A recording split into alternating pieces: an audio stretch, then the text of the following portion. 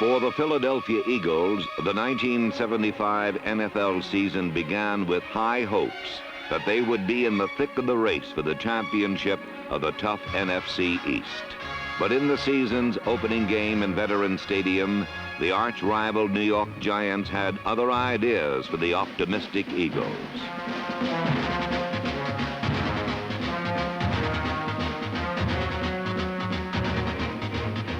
Giant quarterback Craig Morton finally broke open a tight struggle with a last-minute touchdown bomb, and the Eagles had to settle for a tough-to-take opening day loss to the New York Giants.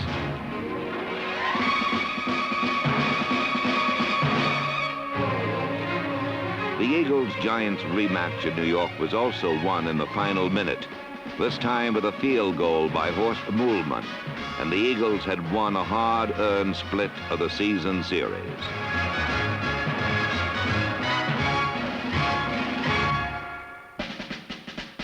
While the Giants are the oldest of the Eagles' division rivals, perhaps the fiercest rivalry has developed between the Eagles and the Dallas Cowboys.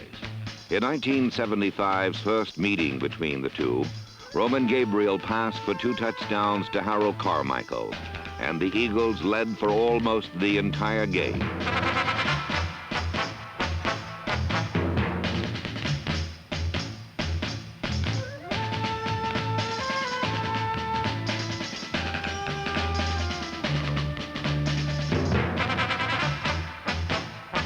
Trailing by 17-10, with only 70 seconds left to play, Roger Staubach found his favorite clutch receiver, Drew Pearson, for 2 big plays.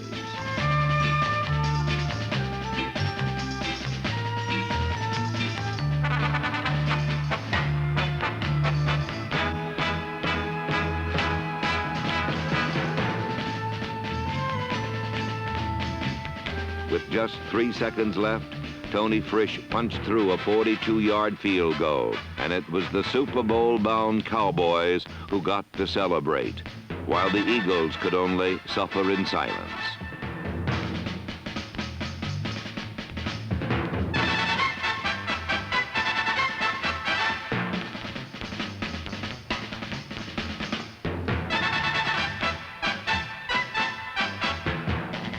The rematch in Dallas was, as usual, a game of hitting or being hit.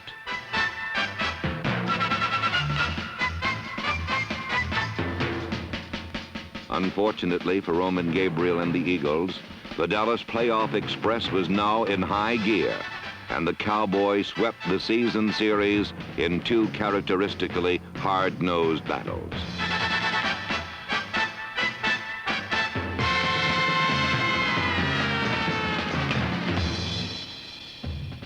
The St. Louis Cardinals again won the division championship, partly because they took 2 games from the Philadelphia Eagles, but not without a struggle befitting this long-standing rivalry.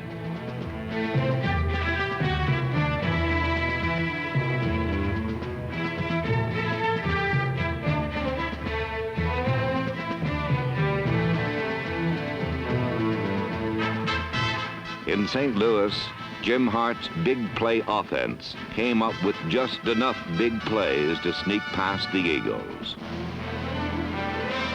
In the rematch, Roman Gabriel hit 22 of 30 for 240 yards and 2 touchdowns.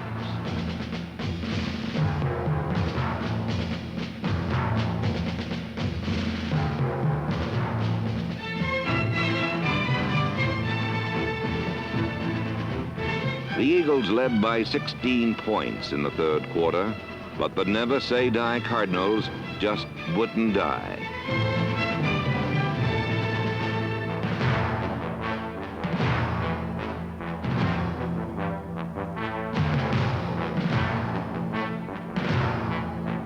Once again, with only 3 seconds to play, this time it was Jim Bakken who turned a hard-earned Philadelphia victory into a cause for celebration for the title-bound visitors from the West.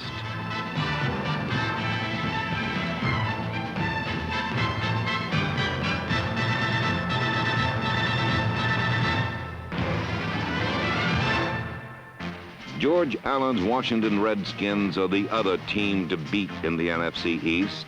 And during 1975, the Eagles twice beat them convincingly. In Veterans Stadium, the Eagle defense gave Billy Kilmer one of his worst days, forcing 6 turnovers, including 2 interceptions by ever-popular free safety Bill Bradley.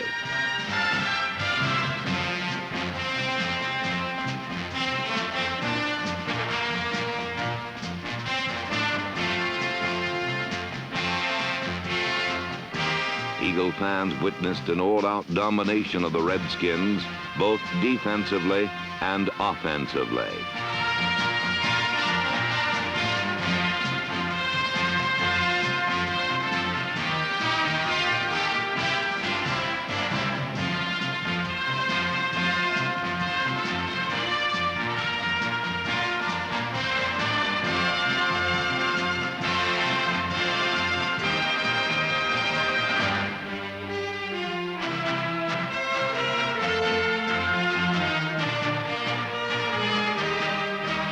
Roman Gabriel accounted for 3 touchdowns, one of them a perfect bomb to newly installed wide receiver Charlie Smith, number 85.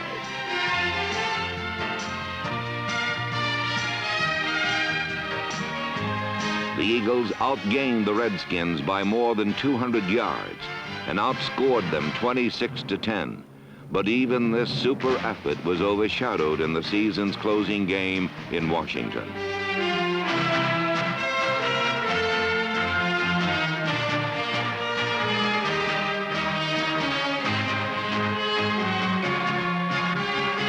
Mike Barilla led a well-balanced Eagles offense and threw another touchdown pass to Charlie Smith. But most of the scoring was done by the defense on big plays such as this interception by cornerback Joe Lavender, number 30.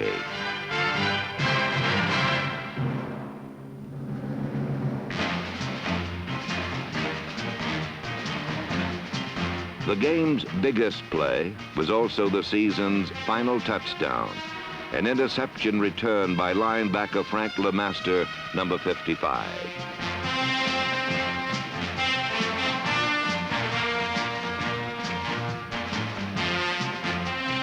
The Eagles won 26-3 and swept the Redskins for the first time in 15 years. While their division record was only 3-5, 3 of the losses came in the final minute, and in total points, the Eagles actually outscored their division opponents.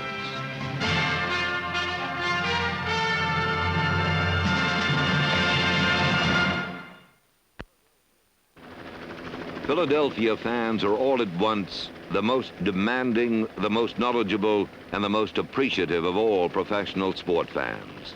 And on February 8, 1976, Eagle president and owner Leonard Toews took a giant step toward giving the fans of Philadelphia what they want the most, a winner. Good afternoon, and thank you for coming. This is a happy day for the Eagles organization, for me personally, and I hope for the Eagles fans. There were many quality people who sought the head coaching job of the Eagles, but no one impressed us as much as Dick Vermeil. Above all, he is a proven winner. And now it gives me great pleasure to present the new coach of the Philadelphia Eagles. Dick Vermeil was the force behind UCLA's upset victory over Ohio State in the 1976 Rose Bowl. And at age 39, he has now become one of the youngest and most vibrant head coaches in the NFL. First off, I'm going to give every guy that's in a green uniform credit for being a good football player, or he wouldn't be here. The personnel department wouldn't be here, and the coaches wouldn't have spent 3 years coaching them. And what we've got to do is find a way to get them playing better than they really are. And that was our whole philosophy, say, going in the Rose Bowl. Yeah, we couldn't beat Ohio State playing as good as we normally play. We had to play better than our ability that we had as talented football players. We had to play better. And I think that's possible. I think there are a lot of teams that do it. I don't think there are teams that do it every weekend. But there are teams that rise to those occasions, and what you got to do with a team that isn't quite as physical or gifted in certain positions is to get them to do that more often. Because we're not going to go out and get a lot of great players all of a sudden. We've got to make the people we have better, and that starts with the mind. That's where it starts. You're only as good as you think you are. One of the keys, guys, is character. The character of the people you're coaching. And a team with real character can beat people with a team with better talent that the game doesn't mean as much to. And a hungry football team with character people can hang in there against a lot of people. And he may get, like I say, hell, no shame in getting blocked or knocked down. Just don't stay there very long. Throw a fit. You know, just get after people. One of our first goals next year will be to improve the overall intensity with which we play defense, not only from a physical standpoint, but from an emotional standpoint. We just want to develop a get-after-'em attitude within our defensive system. That get-after-them attitude that Dick Vermeil cherishes must come mainly from 1975's much maligned group of mean green defenders, a group with several indisputably outstanding performers, but also with several weaknesses which must be corrected before the Eagles can become a true championship contender. In order to win championships, a team must have a reliable defense, the kind of defense which hits, swarms, and turns the ball over.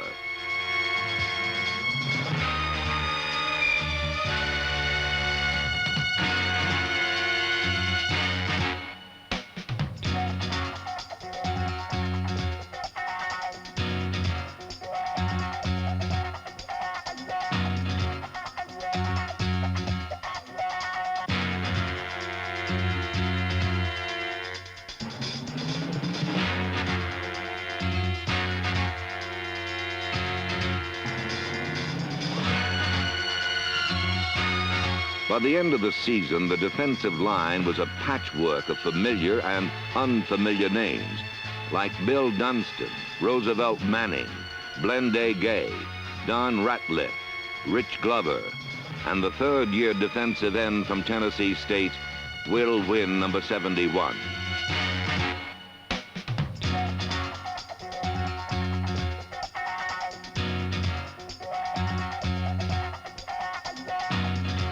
Will Wynn is potentially the most effective of the Eagles' pass rushers, but he can't do it alone. And that is why men like Don Ratliff, number 77, were brought in. But through it all, the anchor of the defensive line remained third-year tackle Bill Dunston, number 61.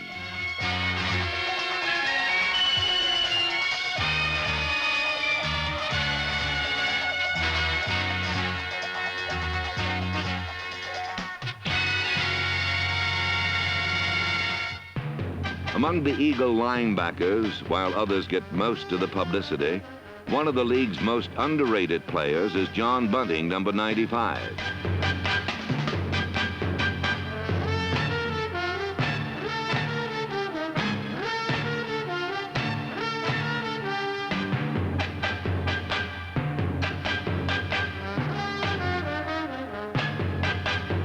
Number 55, second-year pro Frank LeMaster took over at left linebacker in '75 and rapidly became one of the team's most valuable players.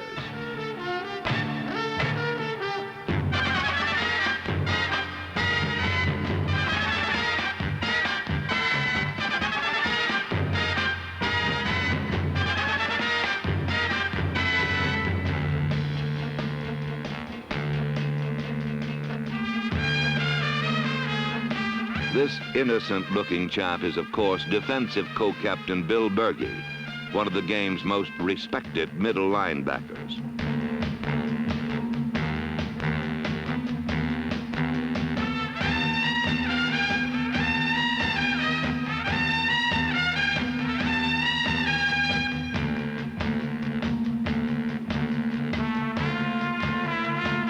While Bill Berge always seems to come up with his share of turnovers, it is his aggressive attitude that Coach Vermeil will appreciate most. Here we go, man. Come on. What do you say? Good and solid. One time, huh? Half, under, cover three. Ready? Hey!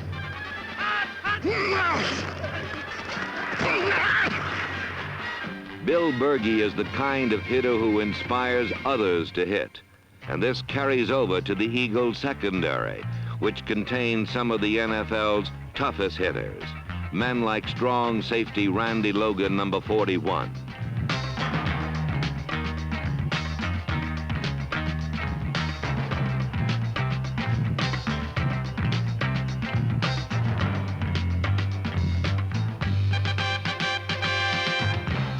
At the demanding cornerback position, the Eagles have their version of Mutton Jeff, with 6'4" Joe Big Bird Lavender, number 30, on the right side, while on the left corner, 5'9" John Outlaw, number 20, seems at least a foot taller to the opposition.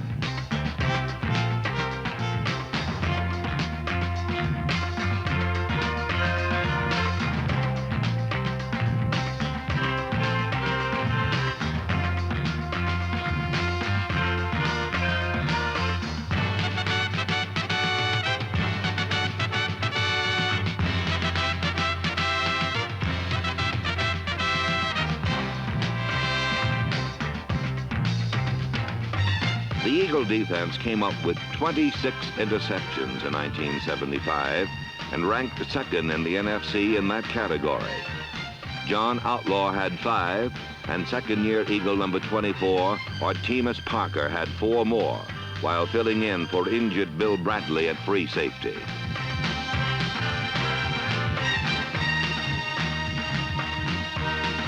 Before he was hurt, 5 more interceptions were grabbed off by number 28, defensive co-captain Bill Bradley, which gave him a lifetime total of 32, a new Eagle record.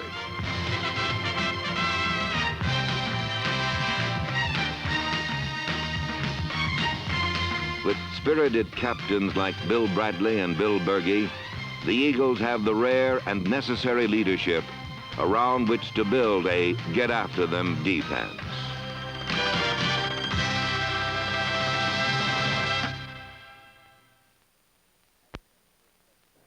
Having been the first special teams coach in the NFL in 1969 makes the special teams very important to me and the Eagle organization.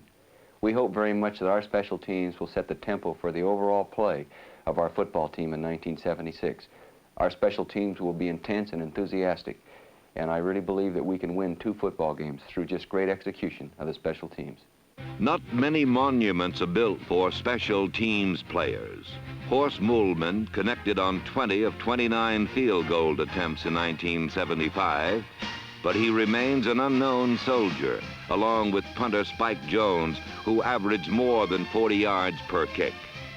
Waiting at the other end of Jones's punts was a savage band of opportunists like Dean Halverson, number 56, along with kamikaze hitters like Clifford Brooks, Jeff Bleemer, and special teams captain Keith Crepsley, all of whom displayed the kind of intensity and enthusiasm Coach Vermeil is looking for.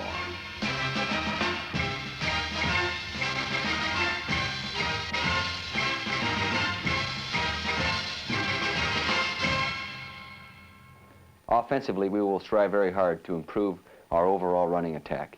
Get our offensive line coming off on the ball, getting down the middle of people and knocking them off the line of scrimmage. Our wide receivers are very skilled and will make every attempt to take advantage of the individual talent of each one of these fine receivers. If we can do this, I'm sure that we can put more points on the board. To knock people off the line of scrimmage, Coach Vermeil has a variety of veterans. Guy Morris, John Nyland, Bill Luke, Wade Key, Tom Lucan, Stan Walters, and Jerry Sizemore. These are the men who must clear the way for runners like number 33, Poe James, who averaged 4.5 yards per carry in 75. At halfback, Tom Sullivan, number 25, who in an off year for him still accounted for almost 1,000 yards of total offense. Newly acquired fullback Art Malone, number 26, pounded out some tough yardage up the middle, while another newcomer, rookie James McAllister, came out of UCLA by way of the Oakland Raiders and showed enough power and speed as a spot performer to excite Eagle fans about his future in Philadelphia.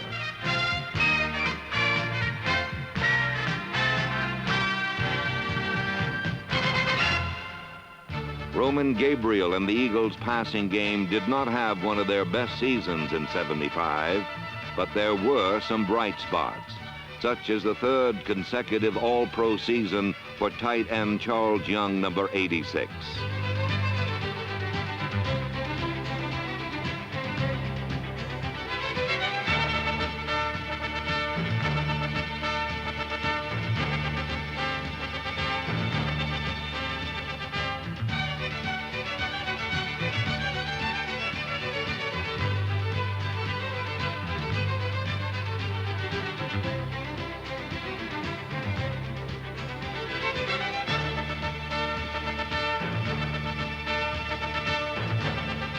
Charle Young and 6'8" wide receiver Harold Carmichael each caught 49 passes to lead the team in receiving.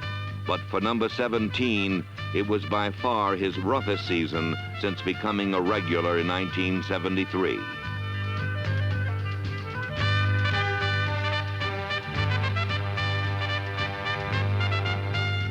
Despite adversity of all kinds, Harold Carmichael kept bouncing back. And of his 49 catches, 7 of them were good for Eagle touchdowns.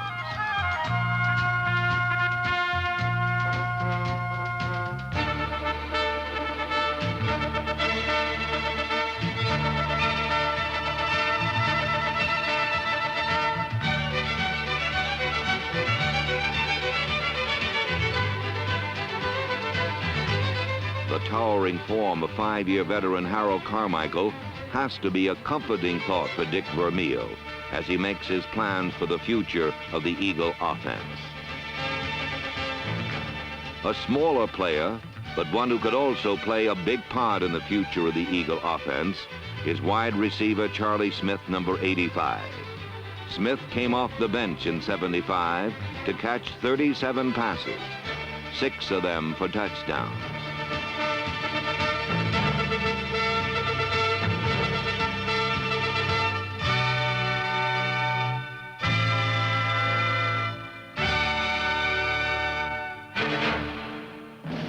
The long-range future of the Eagles' offense seems to be in the hands of number 10, the NFC's Pro Bowl MVP, Mike Barilla, a quarterback with great all-around athletic ability and a talent for getting the ball to the open man, whoever and wherever he might be.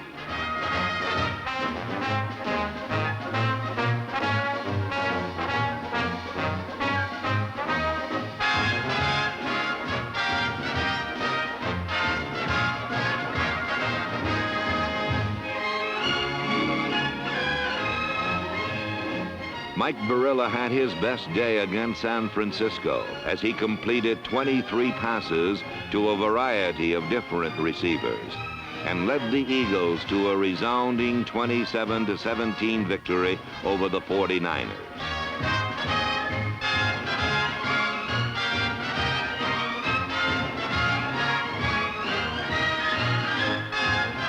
With skilled young men like Harold Carmichael, Mike Barilla, Charlie Smith, and Charle Young, Coach Vermeil has at least the foundations for an explosive Eagle offense.